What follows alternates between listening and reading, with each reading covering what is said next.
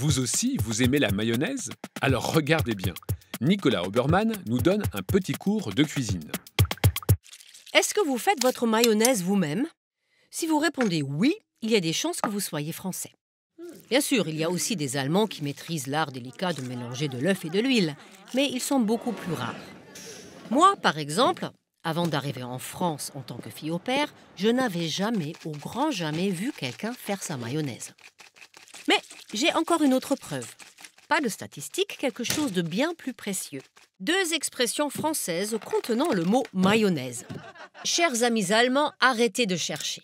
Certes, nous disons mayonnaise comme les Français, voire mayonnaise, mais il n'y a pas d'expression contenant ce mot dans notre langue. Les Français, en revanche, ont l'expression « faire monter la mayonnaise ». Une personne qui fait monter la mayonnaise s'emploie à échauffer les esprits, à dramatiser une situation, à faire monter le ton. Ainsi, on pourrait lire dans un journal français « Donald Trump fait encore monter la mayonnaise ». La deuxième expression, c'est « la mayonnaise prend ». Elle s'utilise dans une situation qui tourne favorablement lorsque les choses se passent comme prévu. Et quand ça ne fonctionne pas, on dit que la mayonnaise ne prend pas. Dans le journal, ça donnerait « Entre l'équipe et son nouvel entraîneur, la mayonnaise ne prend pas ». Les Français semblent donc savoir que la mayonnaise possède des propriétés chimiques qui font qu'elle prend et qu'elle monte. Ils connaissent donc son processus de fabrication. Un processus moléculaire que je me fais évidemment une joie d'expliquer ici. Vous l'avez compris, les ingrédients de la mayonnaise sont l'œuf et l'huile. Nous ajouterons un peu de moutarde. Dans la moutarde et le jaune d'œuf, il y a de l'eau. Or, l'eau et l'huile ont la réputation de ne pas pouvoir se mélanger de façon homogène, les gouttes d'huile remontant toujours à la surface. C'est pourquoi on utilise le jaune d'œuf qui contient de la lécithine, une molécule qui a la capacité de forcer les gouttelettes d'huile à rester au milieu des gouttelettes d'eau. Vous allez voir. Mettez un jaune d'œuf au fond de votre bol, ajoutez une cuillère à café de moutarde, mélangez bien avec un fouet, continuez à mélanger, ajoutez de l'huile, mais attention, goutte à goutte, mélangez toujours, une goutte d'huile, on mélange, de l'huile. Quand ça commence à devenir un peu plus solide, vous pouvez verser l'huile en un seul filet. Vous voyez, votre mélange devient une crème brillante, légèrement jaune. C'est ce qu'on appelle en chimie une émulsion stable. En d'autres mots, votre mayonnaise prend, votre mayonnaise monte. C'est aussi simple que ça. Enfin, simple n'est peut-être pas le mot. Il est tout à fait possible de rater sa mayonnaise si on met l'huile trop vite, qu'on mélange mal, que les ingrédients n'ont pas la même température, ou que sais-je encore, mais ça, c'est une autre histoire. À la bonne heure. Les Allemands ont trouvé une expression allemande qui parle de mayonnaise, enfin plus ou moins.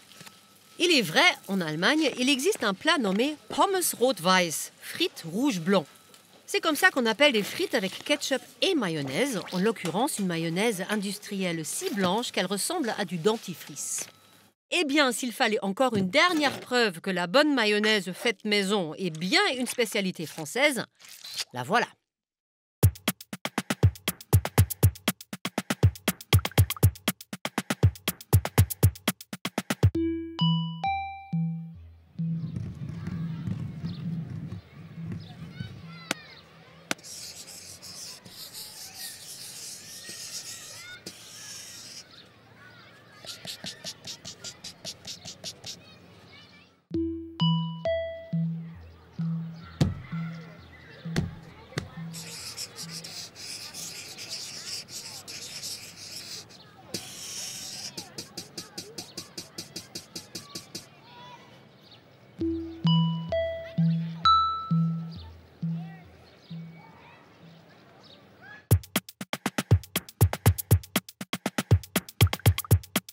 Romy Strassenburg est une journaliste et auteure allemande. Ce soir, elle dresse pour nous le portrait d'un jeune espoir de la politique allemande dont tout le monde parle en ce moment. Kevin, Kevin, Kevin. En France comme en Allemagne, les Kevin ont longtemps souffert à cause de leur prénom. On les rangeait dans des cases, on leur collait des étiquettes peu flatteuses. Vient d'un milieu défavorisé, est en échec scolaire, n'arrive à rien dans la vie. Et puis, il est entré en scène, l'Allemand Super Kevin. Selon certains Allemands, il y aurait même chez lui l'étoffe d'un chancelier. Le Berlinois Kevin Kühnert, depuis 2017 chef des jeunes du SPD, le Parti social-démocrate allemand, n'a qu'un seul problème, son propre parti. Comme les socialistes français, les sociodémocrates allemands sont en chute libre et ça ne semble pas près de s'arrêter. Ils multiplient les débâcles aux élections et le poste de président du SPD tient davantage du siège éjectable que du tremplin pour faire carrière. Quoi qu'il en soit, ce jeune leader politique de 30 ans n'a pas froid aux yeux. Il ose critiquer son parti, défier la vieille garde du SPD et surtout étriller l'alliance des sociodémocrates avec Angela Merkel. Après de longs débats, le SPD se résigne en 2018 à reconduire le mariage avec les conservateurs de la CDU et de son aile droite bavaroise, la CSU. Kevin et d'autres sociodémocrates ont fait campagne pour le « No GroKo », le non à la grande coalition. Dans la presse, le charivari à la direction du SPD est taxé de « révolte des nains » et Kevin Kühnert de « blanc-bec ». Son intervention au congrès du SPD, où tout s'est décidé, marque les esprits. Wenn wir eine Kneipe wären, dann könnten wir sagen, die Union schreibt seit Jahren bei uns an. Die haben einen Zettel bei uns offen, der ist so lang. Et il appelle à se ressourcer dans l'opposition. Und das heißt heute einmal ein Zwerg sein, zukünftig vielleicht wieder Riesen sein zu können. Kevin tombe dans la politique à l'âge de 15 ans. Déjà à l'école, on dit de lui qu'il ira loin. Selon ses copains de lycée, il aurait même des chances de devenir chancelier. En attendant, il s'est déjà inscrit 2 fois à la fac et a finalement jeté l'éponge pour se consacrer à la politique. En ce qui concerne sa vie privée, on connaît seulement sa passion pour le foot amateur et son homosexualité.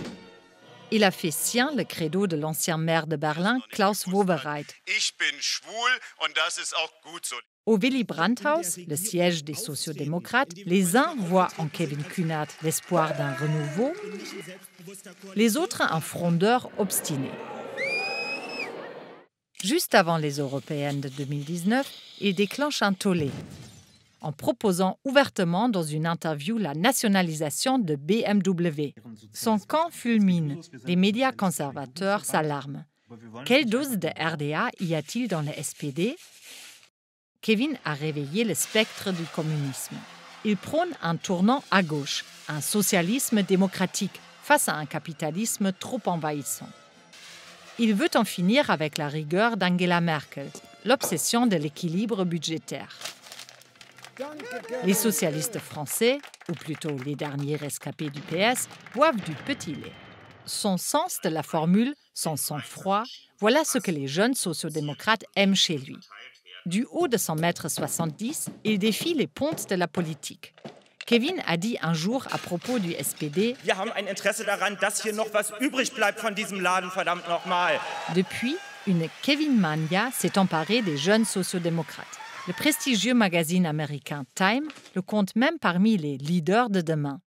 De quoi redonner espoir à tous les autres Kevin. Et qui sait, un chancelier allemand portera peut-être un jour le nom de Kevin.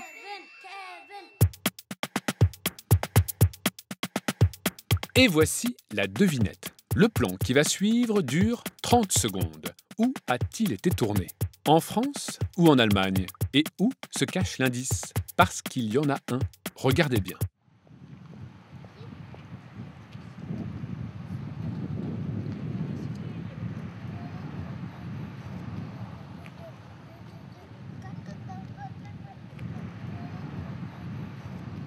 Où sommes-nous aujourd'hui ? Regardez bien.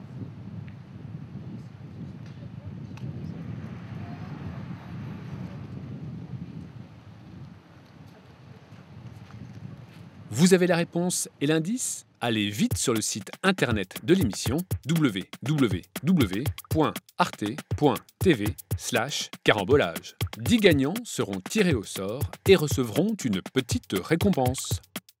Et voici maintenant la réponse à la devinette de la semaine dernière. C'était plus évident pour nos amis allemands et même berlinois. L'indice était le camion-bar, ici à droite. Il s'agit d'un camion du quotidien berlinois Tageszeitung qui se déplace notamment sur les marchés. Nous étions donc en Allemagne.